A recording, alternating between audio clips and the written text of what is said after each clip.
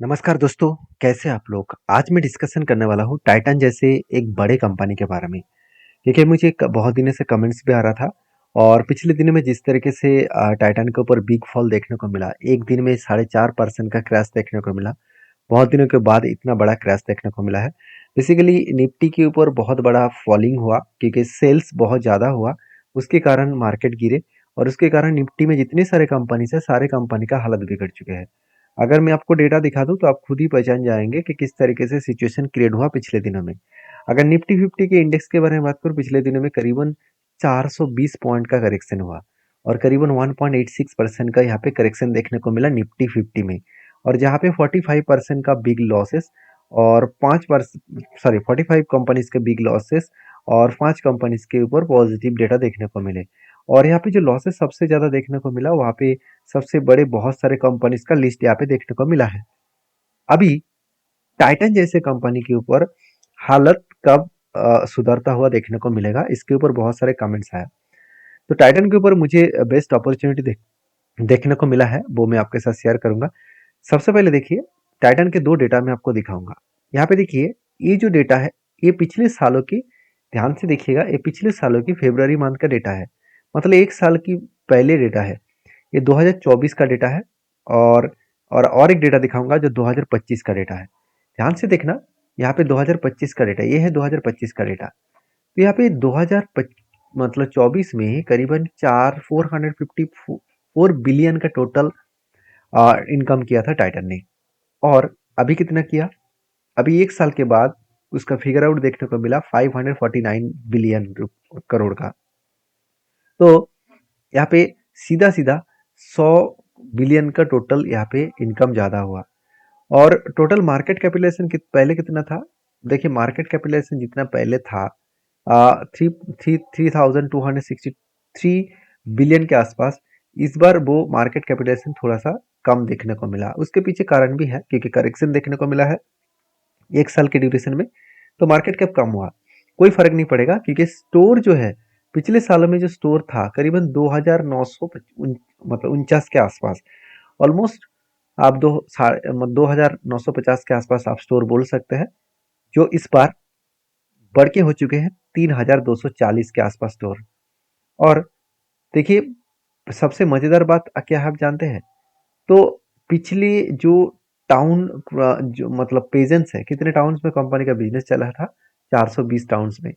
अभी इस साल में कितना हुआ? एक साल के बाद 430 31 हो गया। तो यहाँ पे देखा जाए तो कंपनी अच्छा खासा परफॉर्मेंस किया है पिछले सालों की तुलना से। तो इस परफॉर्मेंस को मैं इसीलिए दिखाया क्योंकि लोगों के मन में जो क्वेश्चन है, डाउट है, वो खत्म हो जाएगा। क्योंकि जो डेटा यहाँ पे देखने को मिला, उस डेटा बता रहा है कि कंपनी की जो स्ट्रेंथ है, वो अच्छा खासा ग्रोथ है। लोगों के मन में डाउट क्या होता है जानते हैं? जब शेयर में एक बिग फॉल देखने को मिलता है। देखिए, इतना बड़ा फॉल हुआ क्योंकि इस शेयर में टाइटन के प्राइस, सॉरी, कंपनी का अगर प्राइस के बारे में बात करूं तो प्राइस देखिए, एक टाइम चला गया था करीबन 3,700 के आसपास और अभी चल रहा है 3,000 के आसपास। ओवरऑल बात करूं तो टाइटन के जो टोटल फिगर आउट है, इस टोटल फिगर आउट को देखूं, टाइटन ने जिस तरीके से सिचुएशन क्रिएट किया, जिस तरीके से करेक्शन दिखा, वो उतना खास करेक्शन अभी तक हुआ नहीं। तो मुझे लगता है करेक्शन जो हुआ है, वो मिनिमम करेक्शन है क्योंकि ये छोटा मोटा करेक्शन है। तो क्या और भी करेक्शन हो सकते हैं? उसके लिए कंपनी के कुछ इंपॉर्टेंस पॉइंट देखना चाहिए। अगर मैं कंपनी के खुद के पी रेशियो 5 साल के हिसाब से देखूं, तो ओवरऑल आप देखेंगे तो कंपनी के ऊपर 2021 में जो डेटा था, चलो एक बार एक साल के अगर पी रेशियो का अगर देखूं, तो एक साल में इसका पी रेशियो एक टाइम चला गया था करीबन करीबन 100 के आसपास। और आज पी रेशियो कितना चल रहा है? करीबन 84 के आसपास। और 5 साल में वो डेटा है कितना? 5 साल में इसका पी रेशियो चला गया था एक 200 के आसपास। और करेंटली कितना पी रेशियो चल रहा है? करीबन 84 के आसपास। मतलब कंपनी की जो खुद की पी रेशियो है, मतलब कंपनी का जो खुद की एवरेज पी रेशियो है वो 91 है और कंपनी का करेंटली पी रेशियो चल रहा है 84 के आसपास। मतलब खुद के जो वैल्यूएशन है, वो देखा जाए तो थोड़ा सा सस्ता ही हुआ है। थोड़ा सा सस्ता यहाँ पे देखने को मिले क्योंकि पहले जो पी रेशियो है, पहले जो पी रेशियो था और अभी जो पी रेशियो है, दोनों में बहुत बड़ा अंतर है। क्योंकि पी रेशियो देखा है तो खुद की पी रेशियो बहुत सस्ता हुआ है। फिर भी कंपनी के अगर इंडस्ट्रीज पी रेशियो देखूं, तो आप चौंक जाओगे। इंडस्ट्रीज पी रेशियो 31 है और कंपनी का पी रेशियो 84 है। तो मन में क्वेश्चन होगा कि सर इसका वैल्यूएशन तो बहुत ज़्यादा हाई है। हाँ, ये बात सही है, आपकी बात सही है। अगर मैं इस पी रेशियो को अगर लास्ट 10 ईयर्स तक देखूं तो कंपनी का एवरेज पी रेशियो निकल कर है 74। तो सोचिए लास्ट 10 सालों में 74 पी रेशियो, मतलब इसका वैल्यूएशन हमेशा हाई होता है, कभी भी कम होता नहीं है। क्योंकि अच्छे कंपनी का हमेशा वैल्यूएशन तो हाई होगा ही। क्योंकि अगर मान के चलिए आप फुटपाथ से कोई मतलब जूते खरीद रहे हैं तो उसका कीमत शायद आपको 100-200 में मिल जाएगा। वही जूता अगर आप एडिडास, बाकी पूमा और नाइकी इस तरीके से कंपनी में जाकर खरीदारी करेंगे तो वही जूता आपको 8 से 10 हज़ार के ऊपर चला जाएगा। तो इसका कहने का मतलब क्या है? इसका मतलब है हर ब्रांड का अलग अलग वैल्यूएशन होता है, हर ब्रांड का एक ब्रांड इंप्रेशन होता है, उसके हिसाब से कंपनी का वैल्यूएशन हमेशा हाई होता है। आप छोटे दुकान में जाकर, छोटे होटल में जाकर रुकेंगे तो वहाँ पे आपको शायद 500-600 में आपको घर मिल जाएगा। वही अगर अगर आप 5 स्टार होटल में जाएंगे तो 500 रुपीज में शायद आपको एक कप कॉफी भी नहीं मिलेगा। तो कहने का मतलब है कि वैल्यूएशन इंपॉर्टेंस है। अगर कंपनी अच्छा है, कंपनी बेस्ट है, तो उसका वैल्यूएशन हमेशा हाई रहेगा। और मैक्सिमम में भी देखेंगे तो इसका पी रेशियो देखिए 55 के नीचे गया ही नहीं। मतलब इसका इंडस्ट्रीज पी रेशियो अगर 33 है तो सोचिए उस इंडस्ट्रीज पी रेशियो से भी कभी लास्ट जितने दिनों से कंपनी बिजनेस कर रहा है उतने दिनों से देखा जाए तो कंपनी का वैल्यूएशन कभी कम हुआ ही नहीं है। इसका मतलब कंपनी के वैल्यूएशन के ऊपर ज़्यादा भरोसा, मतलब ज़्यादा डिपेंडेंसी हम लोगों को होना नहीं चाहिए। तो आरओसी तो ठीक है, कंपनी का सबसे बेस्ट पॉइंट है कंपनी का क्वार्टरली रिजल्ट। तो सेल्स के आंकड़ा देखो तो 14,000 से लेकर 17,000 करोड़ तक कंपनी का जर्नी किया। देखिए कंपनी के यही पॉइंट सबसे मुझे बेस्ट लगता है, क्योंकि सेल्स में कोई भी चेंजेस ऐसे नहीं है, कोई भी डेटा ऐसे नहीं देखने को मिला कि सेल्स में कोई भी करेक्शन, मतलब करेक्शन हुआ, सेल्स में कोई भी डाउट है। सेल्स हर साल बढ़ते चले गए, एक्सपेंस मिटाने के बाद कंपनी का कर्जा भी ना के बराबर है, तो इसलिए इंटरेस्ट एकदम ना के बराबर है। उसके बेसिस में कंपनी का जो नेट प्रॉफिट है वो 1000 करोड़, 1050 करोड़ से 1050 करोड़ के आसपास ही प्रॉफिट हुआ। और ओवरऑल जो नेट प्रॉफिट है वो 700 से, यहाँ पे देखिए 700 700 700, मतलब हर साल में वो 700 करोड़ का, हर क्वार्टर में 700 करोड़ का प्रॉफिट कर रहे थे। इस बार कंपनी हाईएस्टली प्रॉफिट जनरेट किया। तो लोगों के मन में जो डाउट था वो भी यहाँ पे क्लियर हो चुके हैं कि कंपनी ने प्रॉफिट एंड लॉस में कोई भी दिक्कत नहीं आया। और कंपनी के देखिए सेल्स में बहुत ज़्यादा पॉजिटिव तो नहीं है, फिर भी कंपनी का सेल्स पॉजिटिव है और प्रॉफिट ग्रोथ में थोड़ा सा वीकनेस आया, और यही एक कारण है। इस कारण की वजह से भी शेयर में प्रेशराइज आया, शेयर में फॉल देखने को मिला। बाकी आरओसी देखेंगे तो हर साल में कंपनी 25 से 30% के ऊपर ही एवरेजली ग्रोथ कर रहा है। बैलेंस शीट को देखेंगे तो कंपनी ने कभी भी कर्जा उतना लिया नहीं, तो फिर भी इस बार जो कर्जा लिया 21,000 करोड़ का, तो 21,000 करोड़ का जो कर्जा लिया वो कर्जा थोड़ा सा ज्यादा तो है, देखने को मिला है। फिर भी इसका डेप्थ ऑफ इक्विटी देखेंगे तो करीबन करीबन इसका 2.22% का डेप्थ ऑफ इक्विटी है। तो क्या इस डेप्थ को वो मिटा पाएंगे? देखिए डेप्थ मिटा पाएंगे क्या नहीं पाएंगे वो आपको अभी पता चल जाएगा। अगर मैं कंपनी का आधा एसेट देखूं तो देखिए कंपनी के जो मतलब इन्वेंटरीज है, तो इन्वेंटरीज कंपनी कितना है 25,000 करोड़ के आसपास। मतलब इन्वेंटरीज का मतलब है देखा जाए तो जो रॉ मटेरियल्स और जो ट्रेंडर कंपनी को पहले से ही मिल चुके हैं तो उसको इन्वेंटरी के हिसाब से देखा जाता है। तो इन्वेंटरी कंपनी के 25,000 करोड़ के आसपास है।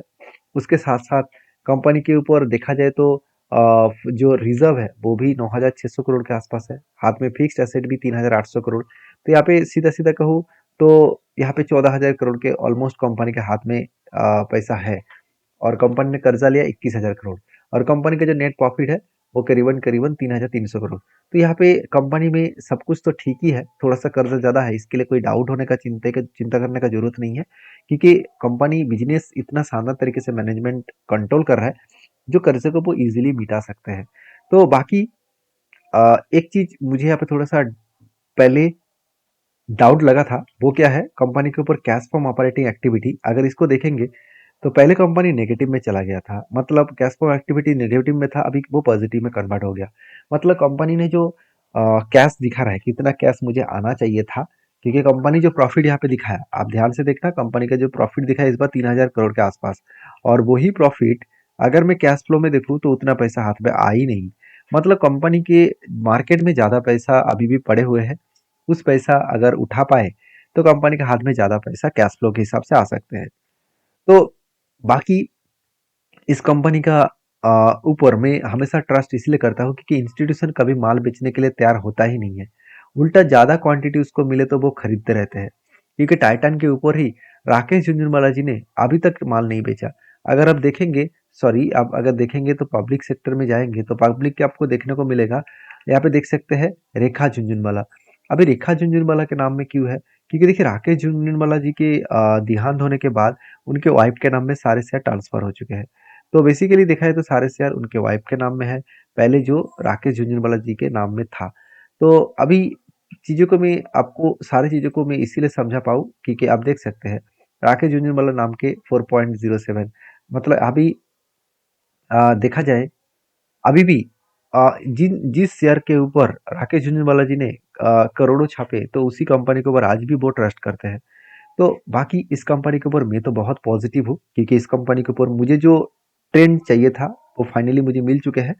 क्योंकि टाइटन के ऊपर मैं बहुत दिनों से बेसब्री से इंतजार कर रहा था कि कब कम टाइटन 52 लो को टच करेगा, तो फाइनली 52 लो को टच किया। अभी सिचुएशन के बेसिस में मैं यहाँ पे जरूर एक पॉजिटिव डिसीजन लूंगा क्योंकि मैं हमेशा 52 लो के लिए इंतजार करता हूँ। इसको टच करने के बाद जब रिकवरी कंपनी करेंगे और यहाँ पे ऊपर जाकर फिर से हाई लेवल को टच करेंगे तो यहाँ पे पोजीशन कंप्लीट हो सकते हैं।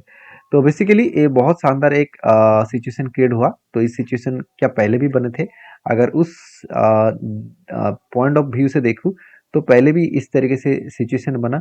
जो ट्रेड बेसिस में देखा है तो कोविड के टाइम में अच्छा खासा एक ट्रेड बना था और कोविड के टाइम में एक नहीं दो दो ट्रेड बने और दोनों ट्रेड में ही अच्छा खासा ग्रोथ यहाँ पे देखने को मिला। दोनों ट्रेड में अच्छा खासा यहाँ पे ट्रेंडिंग देखने को मिला था। तो पहले भी इस तरीके से और भी कुछ पहले भी बना। पहले एक बार 51% का यहाँ पे एक बार जर्नी देखने को मिला, यहाँ पे लो से लेकर टॉप तक, और यहाँ पे भी एक लो से लेकर टॉप तक देखा जाए तो 23% के आसपास जर्नी दिखा। तो ओवरऑल बात करूँ तो कंपनी का जर्नी बहुत अच्छा है और इस जर्नी के बेसिस में मुझे अपॉर्चुनिटी जो मिला उसको मैं मिस नहीं करना चाहता हूँ। आप अगर इस कंपनी के ऊपर काम करना चाहते हैं तो एक बार डीपली रिसर्च करें, उसके बाद काम करें। और ये मेरे तरफ से कोई भी रिकमेंडेशन नहीं है, मेरे काम था आपको सारी चीज़ों को वेरीफाई करके आपके साथ शेयर करना। आपका काम है उसको सबसे पहले स्टडी करना, वेरीफाई करना, उसके बाद काम करना। मिलते हैं नेक्स्ट वीडियो में, तब तक के लिए धन्यवाद।